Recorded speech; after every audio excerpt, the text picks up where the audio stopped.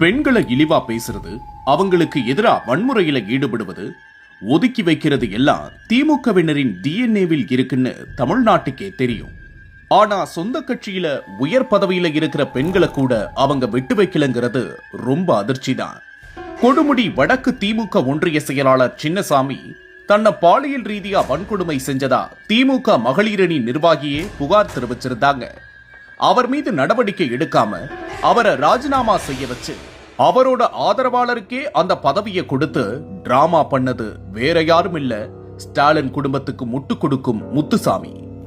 திமுகவின் முன்னணி தலைவராயிருந்த சுப்புலட்சுமி ஜெகதீசனை தோற்கடிக்க முத்துசாமி பயன்படுத்திய பகடைக்காய் தான் இந்த சின்னசாமி.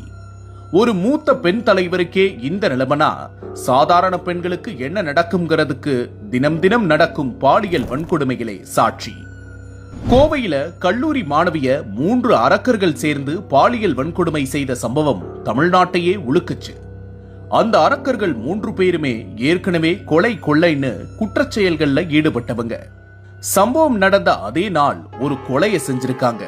இந்த மாதிரி ஆட்களை ஜெயில வைக்காம வெளியில விட்டது இந்த திருட்டு திராவிட கும்பல். ஒயின் ஷாப் வந்து கூட்டியிருக்க ஆளை ஒழிஞ்சு குறைக்கவே இல்லை.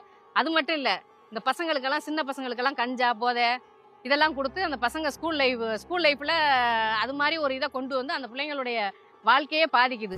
தேர்தலுக்கு தேர்தல் கூட்டணி மாறும் வைகோவோ பொதுவா தன்னுடைய கட்சி தொண்டர்களை தான் காவு வாங்குவார். ஆனா இந்த முறை தன்னுடைய கட்சியவே காவு வாங்கிட்டார். அறிவாலயத்துல பிச்சை போட்ட 4 சீட்டுக்காக கட்சியை அடகு வச்சிட்டாரு. இவ்வளவு நாளா முத்துசாமிக்கு கொத்தடிமை வேலை பார்த்துக்கிட்டு இருந்த மதிமுகவோட செந்தில்நாதன் இந்த முறை மொடக்குறிச்சி தொகுதியில நிக்கிறாரு.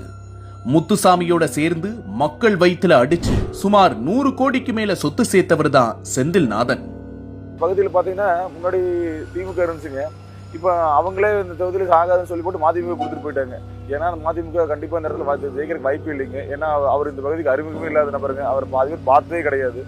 அப்பேற்பட்ட ஒரு நபரை கொடுத்திருக்காங்க. தமிழ்நாட்டோட பொருளாதாரத்துல பெரும் பங்கு வகிக்கும் கொங்கு பகுதிகளை தொடர்ந்து புறக்கணிச்சுக்கிட்டு வருது இந்த திருட்டு திராவிட கும்பல். மின்கட்டண உயர்வால ஜவுளித்துறை பாதிக்கப்பட்டிருக்கு. போதுமான கழிவுநீர் வடிகால் வசதி இல்லாத காரணத்தினால நொய்யலாறு மாசடைஞ்சு கிடக்கு. ஆனா மொடக்குறிச்சியில பாஜக எம்எல்ஏ இருக்கிற ஒரே காரணத்தால இதை எதையுமே திருட்டு திராவிட கும்பல் கண்டுக்கிறது இல்ல. இப்ப செந்தில்நாதன் மாதிரி மக்கள் சொத்த சூறையாடியவரை தேர்தல்ல களமிறக்கி இருக்கு. இந்த மாதிரி ஆளுக்கு ஓட்டு போடாம துரத்தி அடியுங்க.